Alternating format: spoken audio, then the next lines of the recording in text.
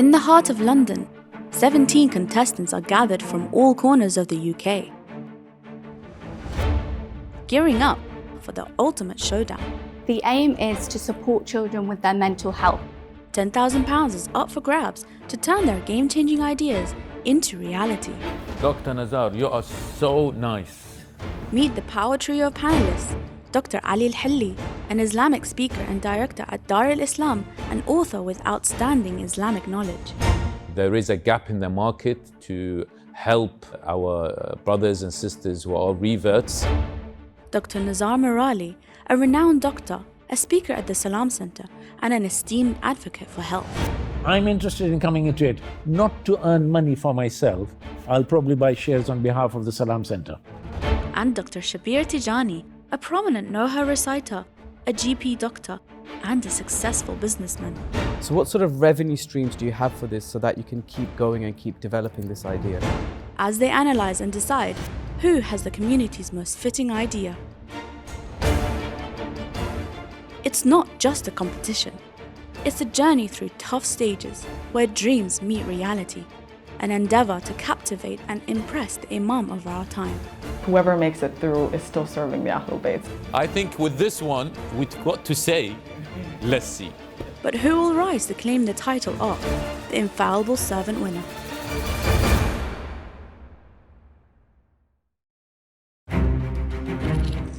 Previously on the Infallible Servant. Ask Ayatollah is a website which has an AI on it, which has been trained on the resources of Ayatollah Sayyid Sistani. The marja is more accurate than the computer. So do you think this actually might misguide people? Our vision are sanctified to help families and individuals access the holy ziyarat. I think you want to use the £10,000 to set up the structure of raising the funding on a perpetual basis. I've got so many ideas for converts. Mainly it's about them transitioning into the community. We'll support you in terms of whatever. Don't ever feel that you're alone. Just like we're taught to read and write and we're taught how to play football, why are we not taught how to manage our feelings? So we really need to inject spirituality in our I disagree with you there. Sure. I think encouraging young entrepreneurs within our community is part and parcel of what we're doing here. The stakes were high as a pivotal decision emerged. The verdict was reached. And congratulations to Sisters Jessica and Sister Robab for making it to the semi-finals of the Infallible Servants. Taking the stage next is a young man with a noble intention to guide the community towards liberation from the haram aspects of this world. Could this be the answer we've all been earnestly seeking? I've come onto this show because I think I've got a really good idea that can help benefit the community, and again, I think it would really help inspire other people to join. Assalamu alaikum, Brother Altaf. Welcome to the show. Alaikum salam. Thanks for having me. Actually, I've read your ideas, and I think I'm a big fan of this kind of apps and stuff. But do you think the judges are going to take it on board? I'm really hoping so. I feel like it is an app that will help a lot of people, and I don't know. I just got to make sure the judges like me.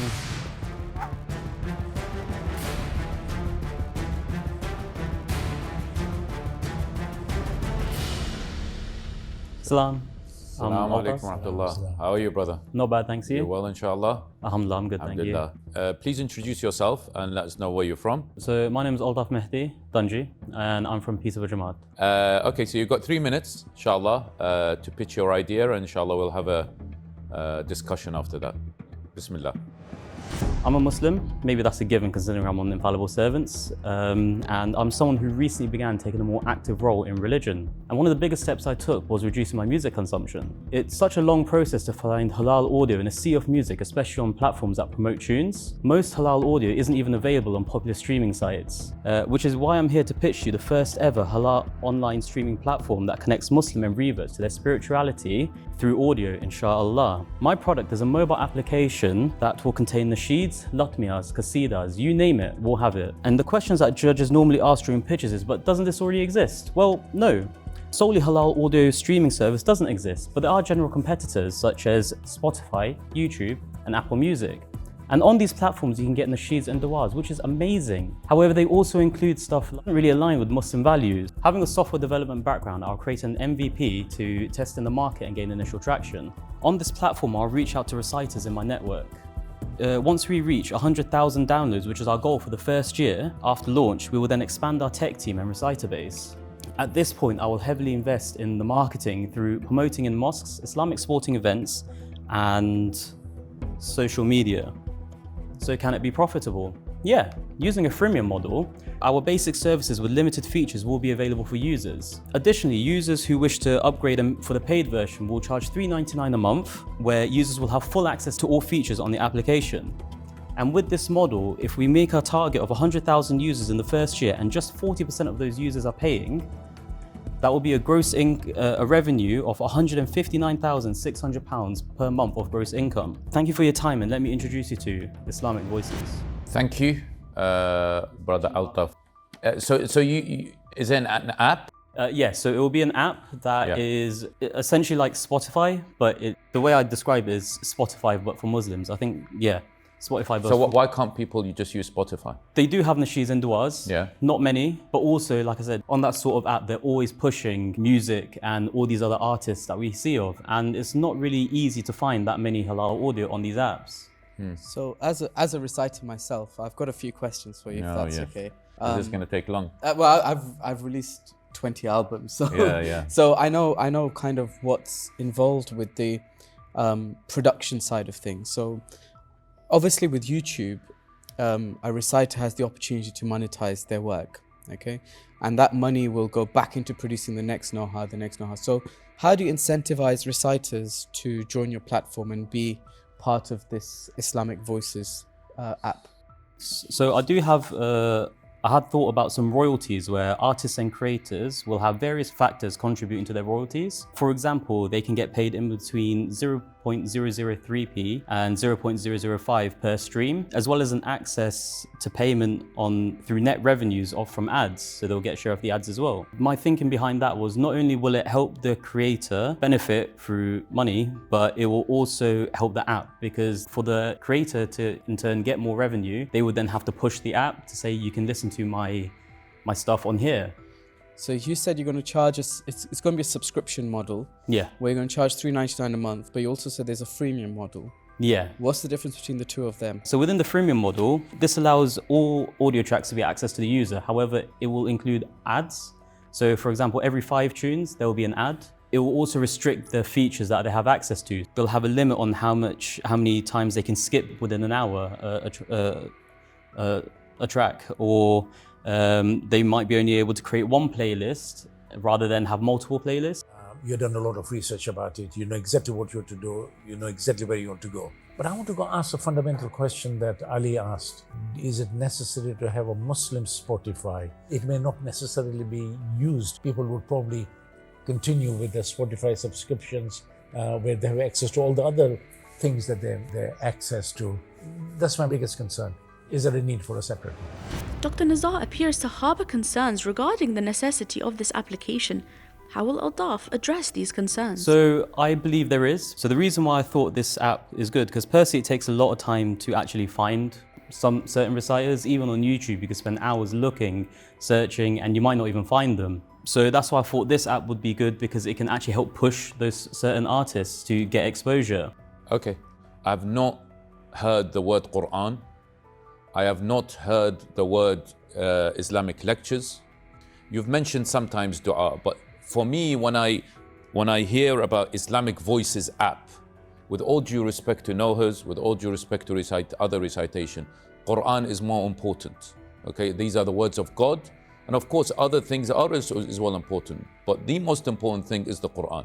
You know, this app seems to be the motivation behind it is Nohas. No, but I think you have to realize he's compared this to Spotify, and the listeners of Spotify listen to 3-minute, 4-minute tracks, not a Quran recitation that could be 20 or 30 minutes. No, the Quran recitation tajweed can be, I listen to 1 minute tajweed. Yeah, but I mean on the whole, it can also be 2-3 minutes. But my point is that if it's called Islamic Voices, the way that I think you should have sold this is you say, I want to include everything that is Islamic. So starting with Quran, Islamic lectures, recitations, nohas, du'as, etc.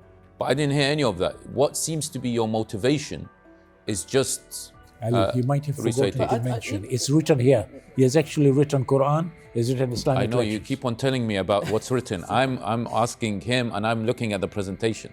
The reason why I called it Islamic Voices is because it is everything Islamic. My idea was to have lectures and podcasts on it and Quran, and because we have Well, you didn't mention that. That's a big regret that I'm having right now, honestly. Dr. Ali, he was my favorite. Honestly, he was my favorite. I loved the negative, and because he didn't just have all negative, he did have positive. But I actually really loved it because when I did the application, I wrote on their Quran. Why didn't I use it in the pitch? It seems like such a schoolboy error now. So yeah, it is what it is. In his defense, if his intention or if his main driving force is nohas, there's still nothing wrong with that. No, I still think it's better than going to YouTube or Spotify. Call it a Noha's voices or whatever, or Nasheed voices. No, but if it's called Islamic voices, what I would prefer to see is the main drive is to include these things which to be quite honest with me, a lot of people neglect. What I'm saying is not that. I think the reason why I missed out on his pitch was because when you watched his slides, his driving force to guide him back towards Iman or towards his faith was the Nohas and Qasida. That's why you maybe missed it out from the pitch. Which is fine, but I'm trying to see whether the £10,000 will be a good investment. And in my humble opinion, okay, this particular app should most definitely, as a priority, as number one, include Quran. I think it is something probably would be very, very much utilized within the Muslim community at large. And I think you convinced me that compared to standard Spotify, this concentrated Islamic Spotify will be utilized by the global Muslim Ummah. I think it's a good idea. I like the thinking behind it, but I think you'll need a lot of time, effort and money. And I think that the £10,000 will not stretch far enough for this. I think you need a lot more. But you would invest on it, won't you? Sorry? You would invest. I would put my Nohas on there. But won't you invest? That's what I said. Okay, all right. So my feedback is... If the £10,000 runs out, come to me. As I said, I did express my disappointment that it's not emphasized, but I understand that it might have slipped your mind, so that's okay. I wish you all the success, inshallah. So many thanks for coming. Thank you. After that round, I'm surprised you still have a smile on your face. That was so intense. I mean, I was in backstage. I can see the panelists. I mean, it was the ideas was amazing. I mean, it is called Islamic Voices, but I don't think the panelists all agreed. What does that mean for you? It still motivates me to keep going because I inshallah I'll make the app. I've got I've done studying for being able to create stuff. So inshallah, I was always thinking, which helped me calm my nerves, is whether I win or not, I will make this. Despite the initial uncertainty, has he managed to convince the panelists that his idea is indeed essential? I know you both disagreed, but I'm passionate about our community need to focus on what is important, and then there are things that are less important. I really think you're being very unfair on him if you think that not at all. Just because he didn't mention Quran. No, not just Quran, Islamic lectures. Yes. The content. But he has written it down, Habibi. He has actually put it in writing. No. If I'm selling something. He forgot to mention it. He has put it in writing. Yeah, but forgot means it's not But priority. you want to penalize him just because he forgot to say it. Allahu Akbar. It's the presentation. What we're assessing is the presentation. No, but it's a slip of tongue. He just forgot it. I don't think it's a slip of tongue. Okay, I'll give you the benefit of that. Look, I listen to Nasheed. I listen to Nohas. I listen to Nasheed. I don't have a problem with that. Ali, listen to me. Give you the benefit of doubt that he actually regarded not that as a priority, Quran in Islamic lecture. But say today, after hearing us, he changes his mind, brings them to the top. Maybe he saw me and thought I should get this towards That's good. Only good, or then you'll definitely support it. I'll support it. I'll support it now. I don't have a problem. But I'm disappointed. I said I'm disappointed that it wasn't right at the start. When you talk about Islamic voices, you say the priority is the words of God. This is what we need to emphasize. Because he could have said know-hows or recitations and things like that, then absolutely fine. That's okay. But when he labeled the Islamic voices, number 1 is Quran, number 2 is Islamic lectures, number 3 is recitations and know-hows. This is how the order goes.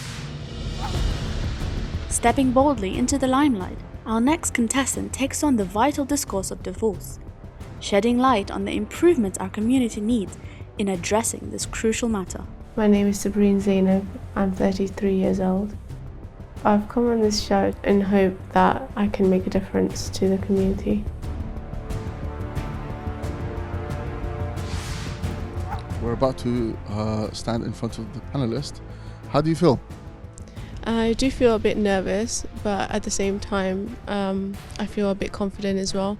I know my heart's in the right place, so inshallah. Assalamu alaikum. Assalamu alaikum wa rahmatullah. How are you, sister? You well, inshallah? Let us know your name and where you're from. Yep, my name is Sabreen Zainab. I'm from London. I've also interacted with community in Leicester. Please start 3 minutes and then we'll have a discussion, inshallah. Sure. So I would like to introduce a concept of a charity called Kulthum. I have named it Kulthum because in Karbala, we often hear Bibi Zainab's name, Salamullahi alayhi. We often think about her, how brave she was, how courageous she was, how she had led the women and children to safety. Whilst that's definitely true, but I feel like there was an element of support from Bibi Kulthum. Had she not been the hands and the support for Bibi Zainab, maybe Bibi Zainab wouldn't have had that sort of to do it independently. So having that teamwork definitely is something that I want to kind of establish with her charity name.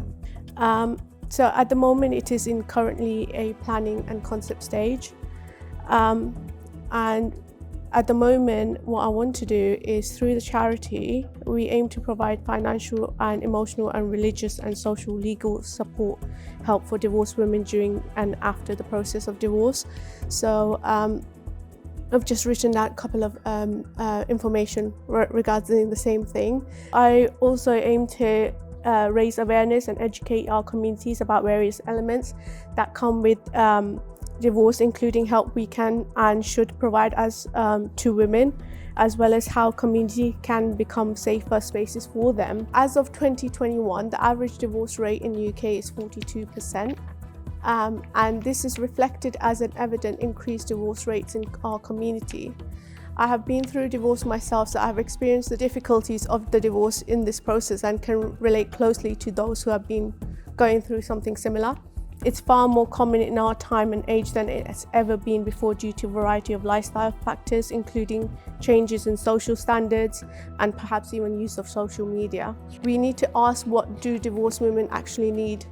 And through my own experience, what I would say is they need legal help, financial support, social support, emotional support, and spiritual support. I want to have a charity that supports divorced women post-divorce and widowed women, and their bereavement and mental health and spiritual help and physical help. So essentially, that's what I want to kind of build a charity to help with that. Essentially, the reason I need the funds as well is to create a good marketing strategy, materials, delivered presentation, events, whole stalls, print leaflets. Yeah, that's essentially what my idea is. Okay, so I'm trying to think what would be the difference between the mainstream such services already available. As you said, 42%, so there are lots and lots of charity and non-charitable organizations which offer the same services. I guess the main difference is your fourth one, isn't it? The religious aspect of it and supporting them from the Islamic perspective. Do you think your model would fit in best to just plug into the mainstream service? So give the tail end Islamic support rather than having to turn the whole wheel. You can't relate to mainstream things. A lot of times we have a movement like feminism movement, and often that is a structural way of pulling people away from religion, and possibly not intentionally, but because our community doesn't have that sort of support structure in place, it often isolates people. And because it isolates people, people often question where's the space for them in their religion. And I want to show through this charity that if we can offer support physically, mentally, spiritually, then we can show them that actually religion can be your starting point of healing and recovery. I mean, anecdotally, I'm sure we've all seen that the divorce rates within our communities have gone up dramatically in the last few years, which is a shame. But I think the difference between this and mainstream services is that, firstly, divorce is such a taboo within our communities, and there's lots of barriers for people to get into those sort of services. Whereas with this, if it's catered to people from our community and it's done by someone from our community, the dynamics is slightly different. So you say it's a charity. Do you mean it's a registered charity? No, so it's at the planning stage, but eventually I would like to make it a registered charity. A registered charity, yeah. Okay. So you, when you say planning stage, do you have trustees? Do you have a committee? So I do have contacts with people that are. Are you working alone on this at the moment?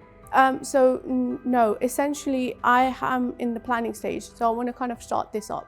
And I do have people that I can contact and that will help me contribute their skills for the startup. Right. But essentially, I think my initial main focus will be on the fact that it needs to be guided help spiritually, so with scholars' help in our community, and also focus on mental health and well-being. What is your plan on how to engage with a potential, I guess you could call it client or someone that needs to access the service? So essentially, that would be the long-term plan, to kind of get them to directly contact us. But I think essentially what I want to do is bring it more of a community structure, link the community and the charity together. Just expand on what is it that you will do. So let's take a scenario. Yeah. By the way, is this for men and women? Particularly women. Oh, this is just for women? Yeah. I see. An idea essential for the community, but Sebreen's response appeared to catch Dr. Hilli off guard. If a woman just got divorced and a center calls your charity and say, this lady we have, she got divorced, what is it that you will do? So one of the first steps that we will offer is a spiritual guided counselling and therapy. That's the first step, really. The £10,000 that's up for grabs. How do you intend to use that? Initially, it would be to obviously start up, do the marketing and print materials and make our presence known. And then obviously to organise charitable events, and that will hopefully help me generate more back towards the charity. All I would say to wrap up is that don't be disheartened by anything we've said. All we're doing is giving you some useful feedback. Yeah. I think this is a very much a needed thing within our communities. Start with the basics, get some trustees, get the infrastructure sorted, and then you will see people approaching you to help you, because it's a needed service within our community. May Allah bless you for your great intentions and your commitment to this cause. Thank you so much. Thank you. Take care. Allah Hafiz. Allah Hafiz. Ma'as-salam. Okay, I mean, I must say that was a lot of advice to take on board. But generally, how do you think that went? Do you know what? It went really, really well. I didn't expect such a great feedback from them. And when I put the idea together, I didn't think it was something that was going to be like taken positively because of the stigma around the topic. But alhamdulillah, I'm really glad for the feedback, and definitely I've got a lot to learn. The agreement among the panelists is that Sebreen's project holds significant potential for the Muslim community. But Sebreen, it's still in the early stages of her endeavour. Will the strength of her idea alone be sufficient to get her into the next round? What do you think? So, first of all, as I mentioned, I think there's no point in replicating the mainstream service. There's preponderance of mainstream services in this field. Number two, I'm sure within the Shia community, there are probably such setups already. I haven't seen. Have you seen? My gut feel is that there are. I do think there is a need for it in our community, for sure. I love that idea where God forbid, if someone gets divorced, then there is an organization that will take care of you. Yeah, and yeah. I say, don't worry about it. I know what you're going through. I just we'll don't take think care that of the you. 10,000 is going to stretch very far with Yeah, this but one. it is what it is, you know. But you know that we wish we can give more, but it will at least help her to start. Let's see, inshallah. In the era of excess screen time for children, where regulating usage often proves challenging, what if we could bid farewell to this concern altogether? My name is Zahra Latif and I'm 38 years old. I came on the show because I thought I had a good idea that inshallah could benefit our community. Any feelings? Are you feeling nervous, or are you feeling? Are you ready? Yeah, I'm ready, inshallah. I'm feeling relaxed and excited. Yeah. Well, listen, I wish you the best of luck, and inshallah we'll speak to you after this. Thank you. Look forward to it. Thank you very much.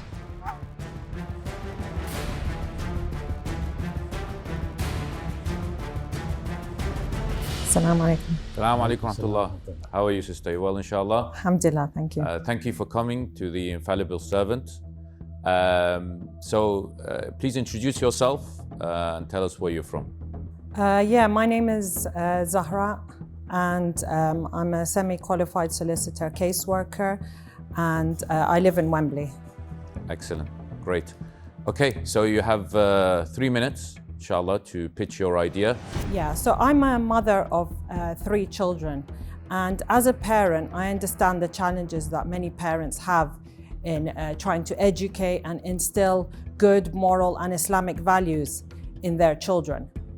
I recently came across podcasts for children, and I realized that has content such as stories from all over the world, quizzes, and I very quickly realized that my children were very engaged and interested and entertained by the content. I noticed that there was a gap in the market in that there wasn't that many good professional Islamic podcasts for children, especially those that deliver the message and traditions of the Ahlul Bayt alayhim salam. And that's where the idea came to create a podcast for children that follow the traditions of the Ahlul Bayt alayhim salam. And when I was looking at research, it showed that storytelling was a very good way of delivering message to children, as well as instilling values. It helps them with their imagination, with their literacy, and also their emotional intelligence. And you're probably thinking, why podcasts? Well, as we've all seen in society, podcasts have become a very popular medium.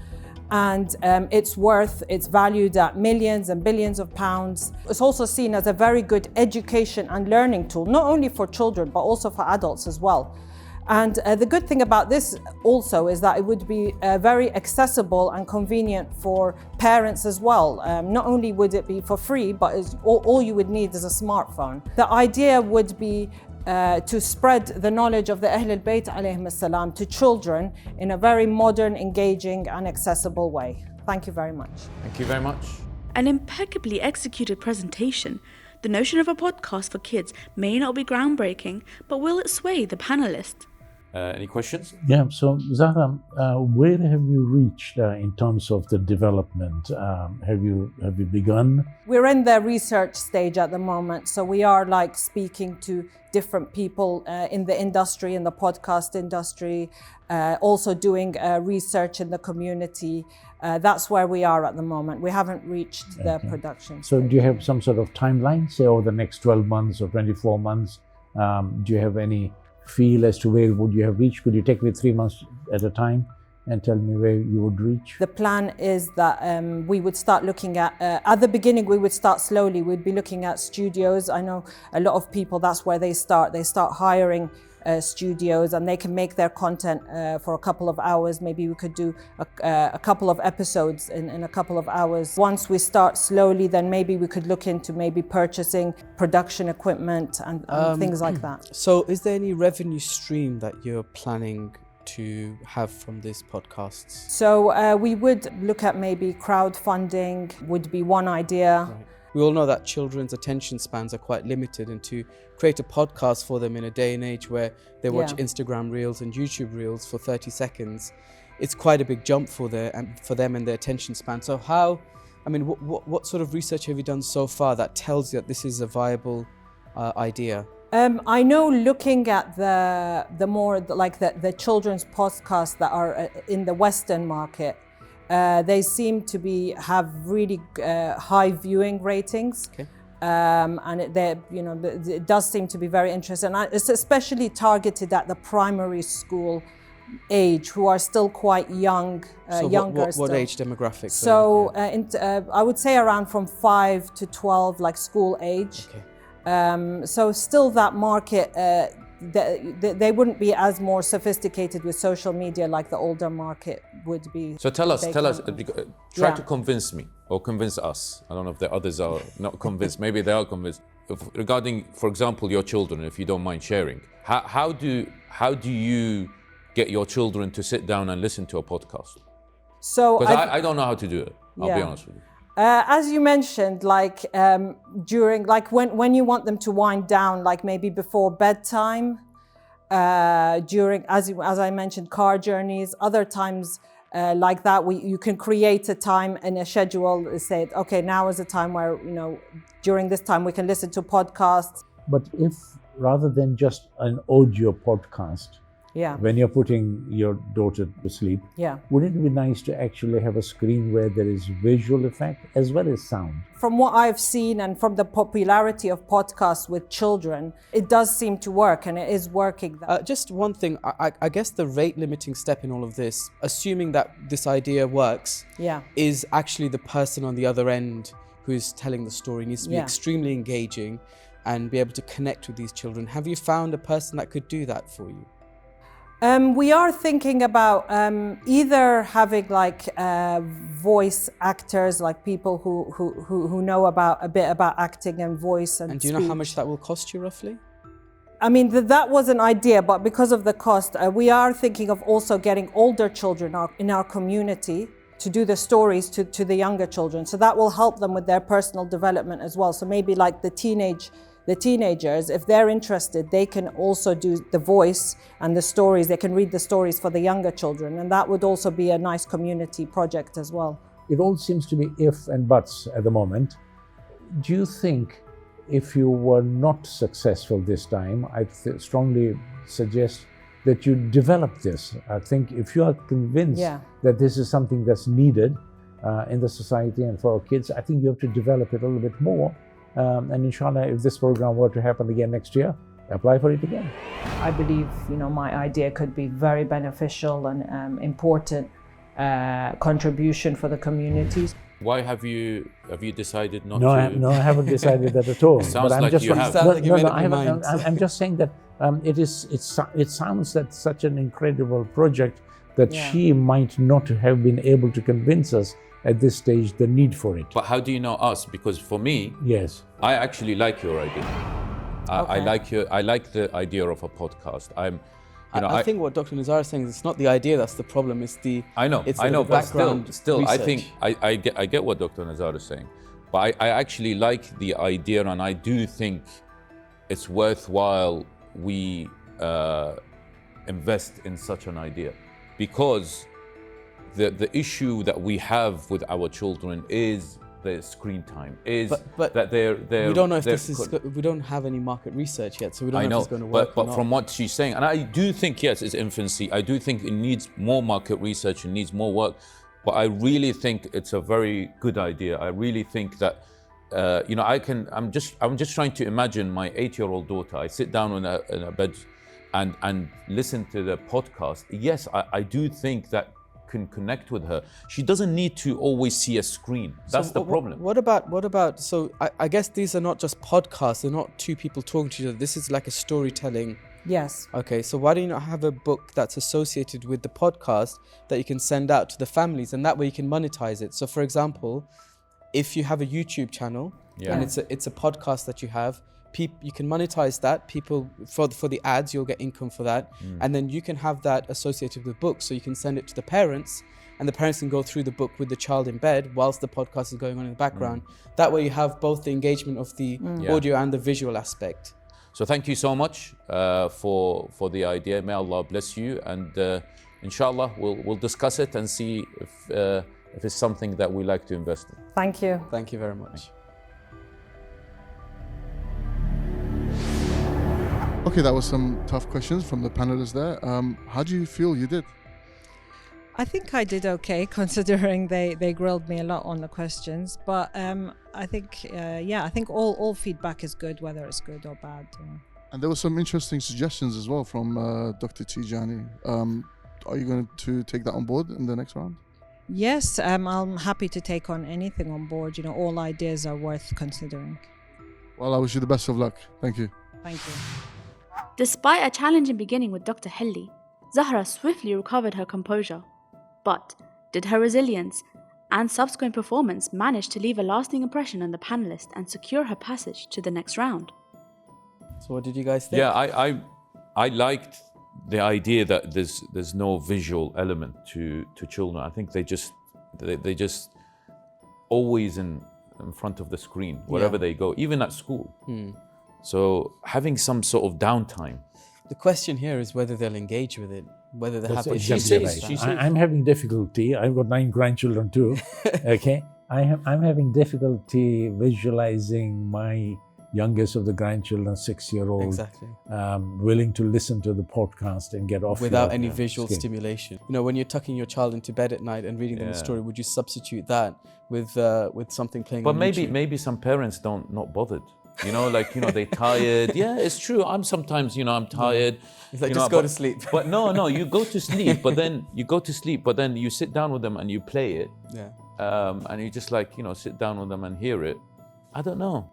Well, it needs more work, I think. It needs more work. Our final contestant today brings forth a crucial idea, one that could potentially meet the needs of the Shia community. My name is Tahira Batool and my age is 30 years old. I just want to strengthen my community for the sake of Muhammad wa Ali Muhammad and to help our Shia Muslim community here in the UK. We're about to stand in front of the panelists. Do you think you're ready? Yes, I'm ready. It's just like a mixture of feelings, a bit nervous, a bit excited, but inshallah.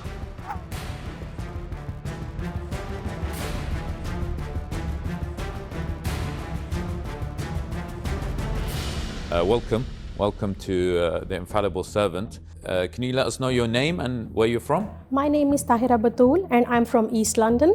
East London. Oh, yes. mashallah. Welcome. Very welcome. So Thank have you so much. Around 3 minutes, inshallah, and then we'll have a discussion. Okay, thank you. So for the sake of Muhammad wa Ali Muhammad and for our Shia Muslim community here in the UK, I would like to present my idea about comprehensive funeral services for Shia Muslims here.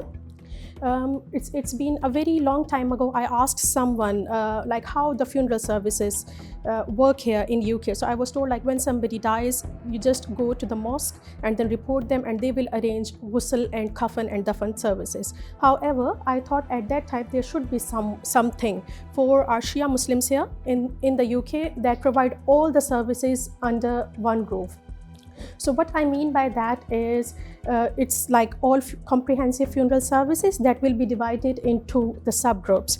The first subgroup is pre-funeral services. So this service will provide all the information about how a person wishes his funeral to be held and where he wishes to be buried. So mostly people here in the UK, they live on their own or they're busy in their day-to-day lives. They don't much interact with each other. However, like nobody wants to be a burden on somebody else. So in this service, there will be provision of packets containing kafans, khake shifa, and like twigs and everything that is needed for our Shia Muslim community here in the UK. There will also a person, so we'll try to hire like a trustworthy staff, and a person can also register his will and can update his health records. Obviously, we don't know like what's going to happen next. However, there are some people who get to know that they are terminally ill, so they will update that, and that will be done using like modern technology, use of apps for the persons that will be using the service. The next subgroup will be ghusl and kafan service. Properly trained staff will be responsible for this service. So there will be like proper tables for ghusl and kafan, that will provide ghusl and kafan services to the deceased, and we'll try to have like updated courses so that it should be done as per our Shia Muslim guideline. The next service that will come under this comprehensive funeral service is transferring the deceased to the graveyard. So this subgroup will provide transport services to the deceased body. For example, if somebody wants to wish in a different city or maybe like a different country, so how it's going to work and what's going to happen. So this subgroup will be responsible for that. The next is care services. Obviously, we can't compensate the loss of the loved ones that are behind, that are left behind. This care service will be responsible for providing counseling to the loved ones that are left, and it's like there will be like a combination of both like science as well as faith all together. So the next one is after funeral services. This subgroup will arrange programs and food for the members coming to the funeral for condolences on third day and first death anniversary of a person for Isal Sawab of the departed soul. Thank you very much, sister. May Allah bless you for this presentation. We're just going to have some questions, inshallah, to you. So starting with Dr. Excellent presentation. You said it brilliantly. You took us through the whole service. What I fail to understand, is it a service free of charge, or is it going to be revenue generating? It will be like charity service. That's what I am thinking. Like people, they can register. The idea that is in my mind is, people here in the UK, they just have like, they do like medical health insurance.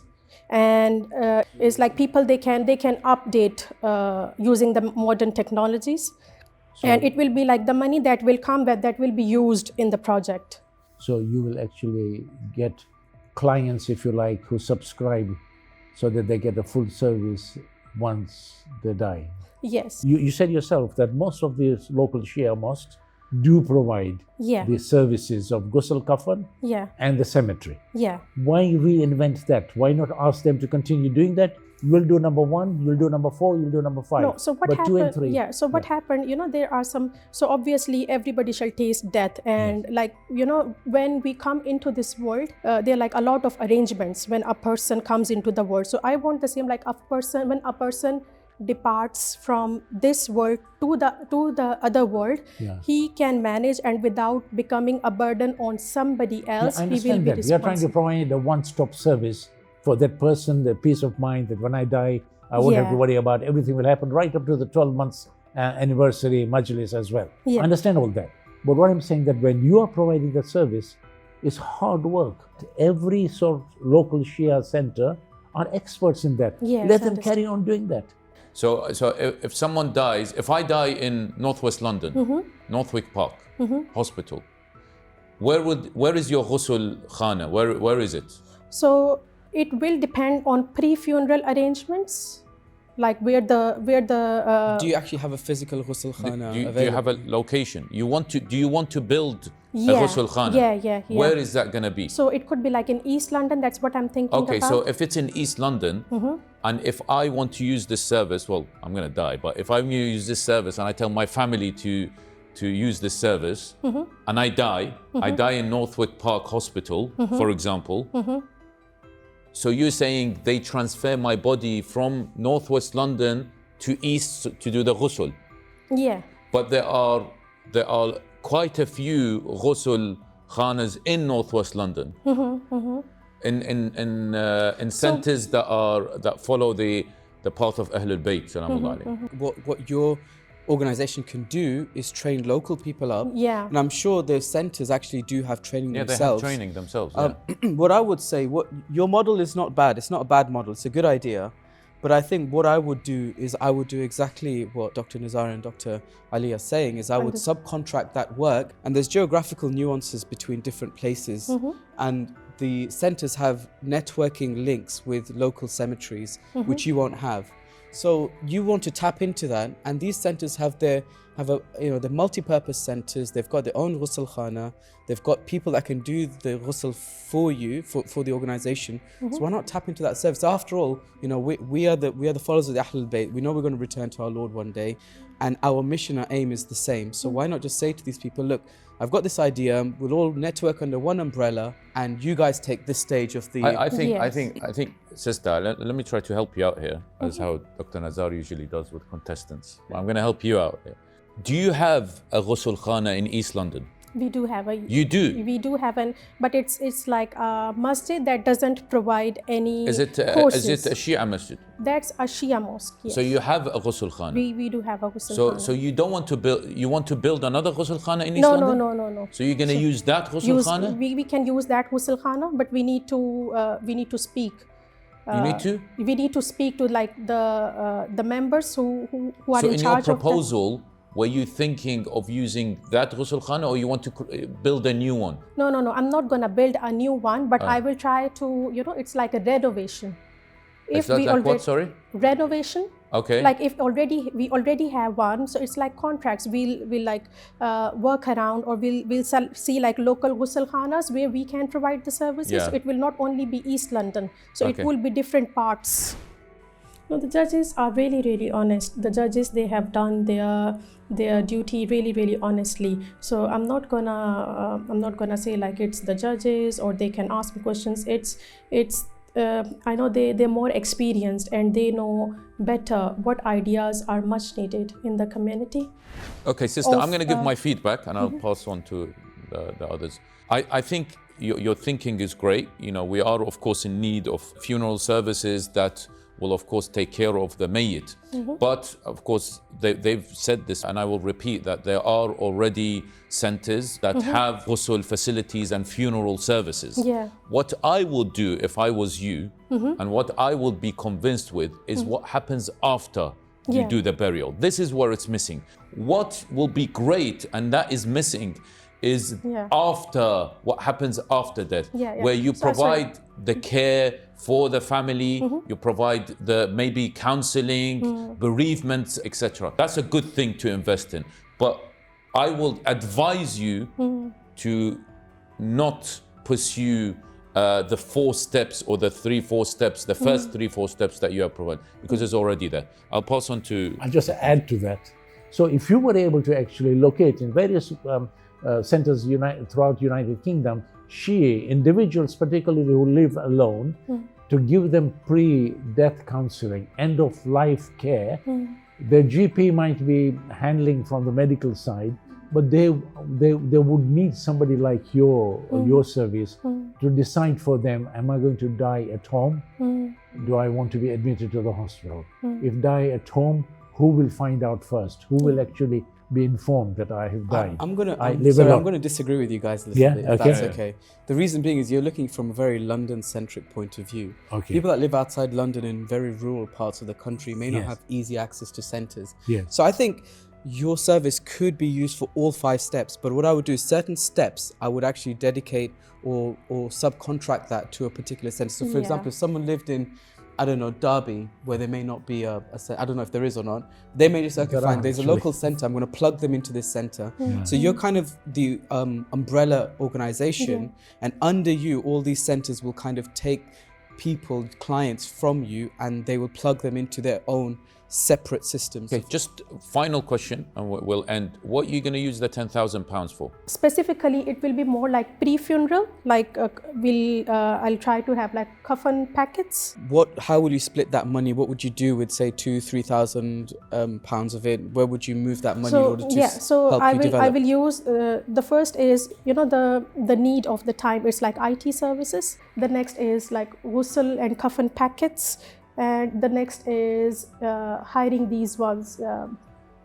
You need to think about a revenue stream to keep this going, because we would like, if we were to give you the 10,000, we want this 10,000 to be used for a way to generate revenue. We don't want you to, we want to give you 10 and then it finishes and then you stuck. What happens after that? So it's just like people, they will subscribe. But use the 10,000 to build that app? I think... Excellent. Yeah, fine. That's great. Okay. Thank you so much, sister. May Allah bless you. Thank you. Thank you.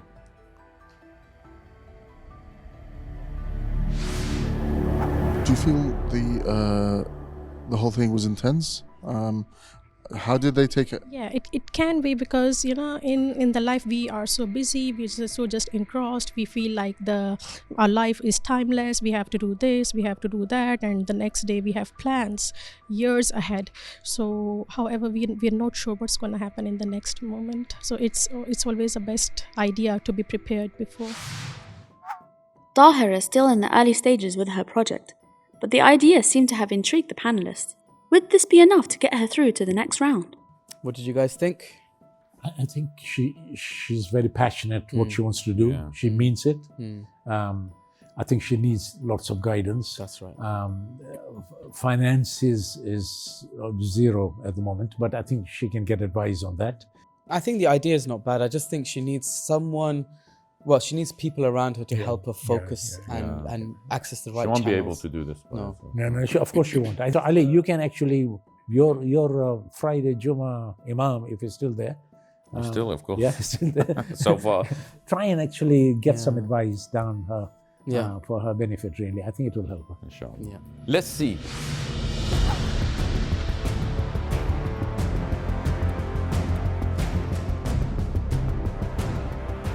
A multitude of brilliant ideas emerges, each holding the potential to bring positive change to the community.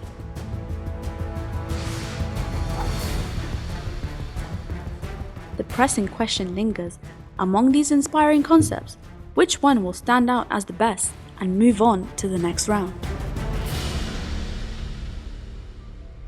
Okay, sorry for the wait. We had a good discussion to discuss who's going to go, inshallah, to the next round and who unfortunately is going to leave us.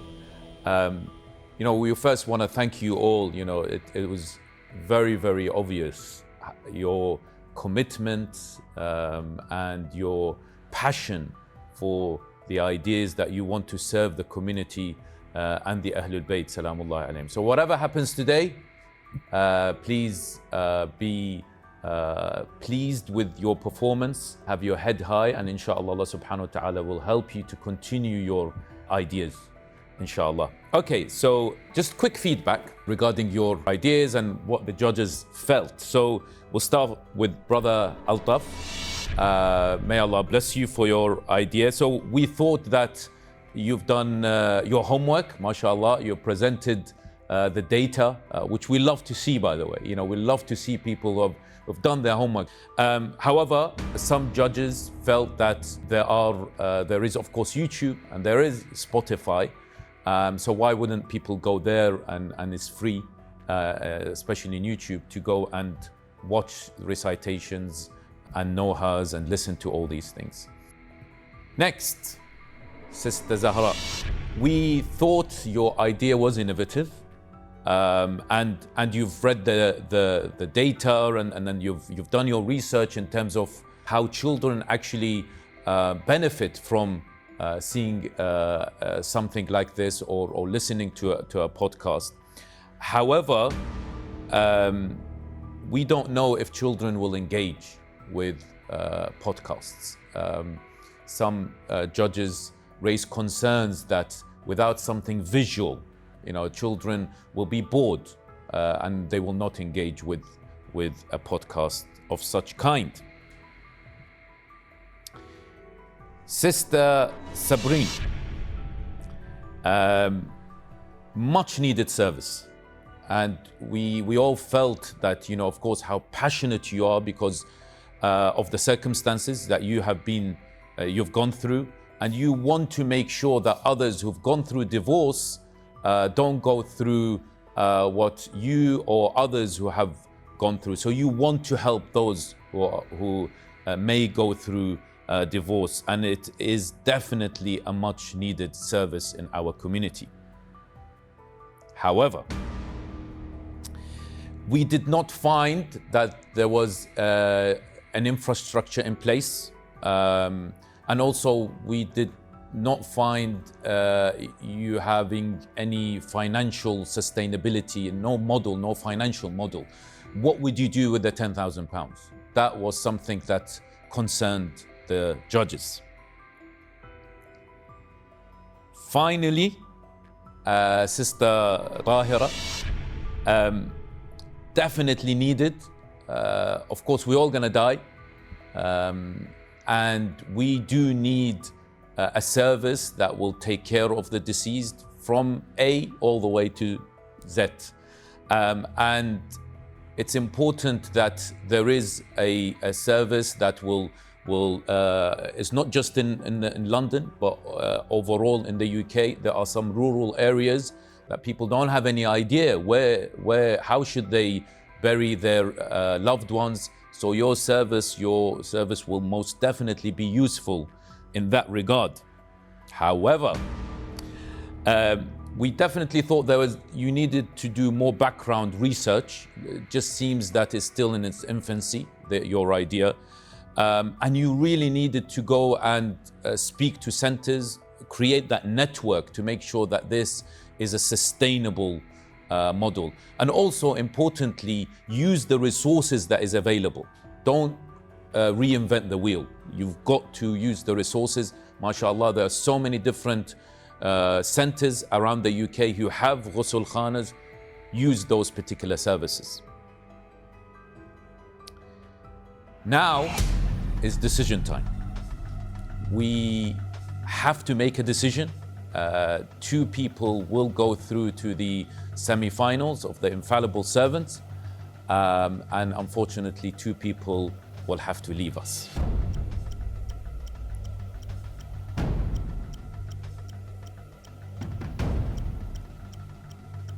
I'm going to ask 2 people to step forward.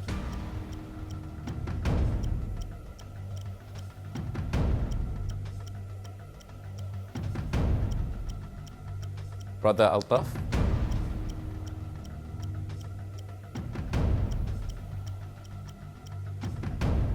And Sister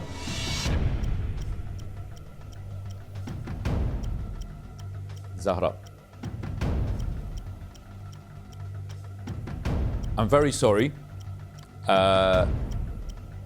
We were not able to decide on any of you 2. So the scoring was very, very close.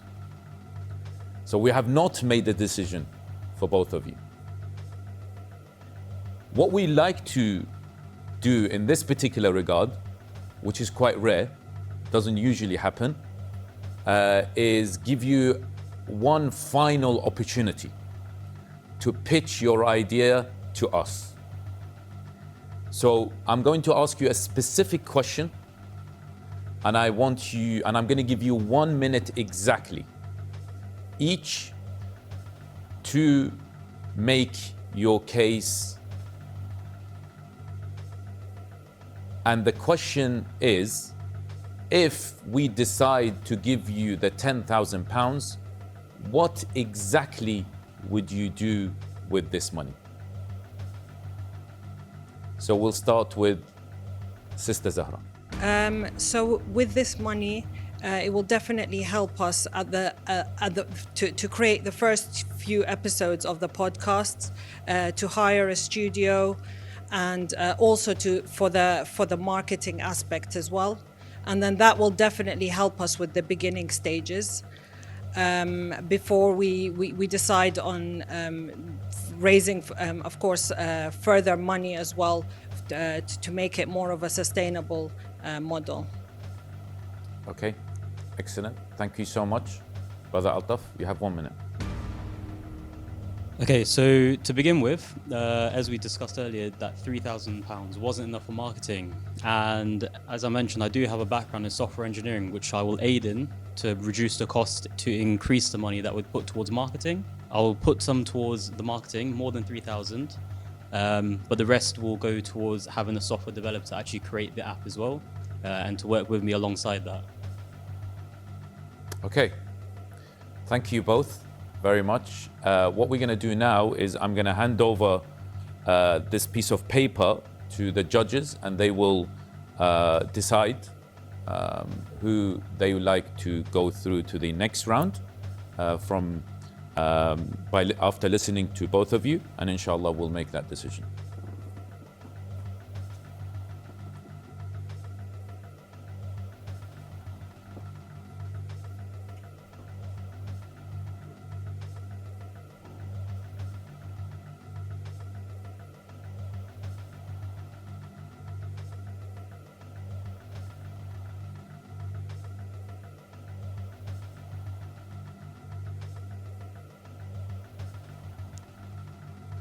So I'd like you both to step back, please.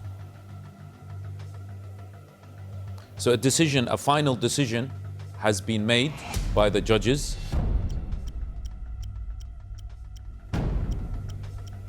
I would like the following individuals to step forward, please.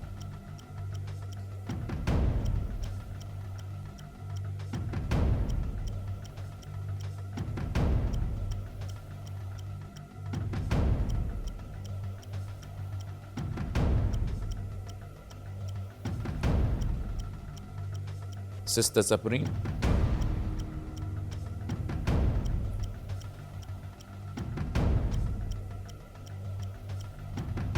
And Sister Zahra.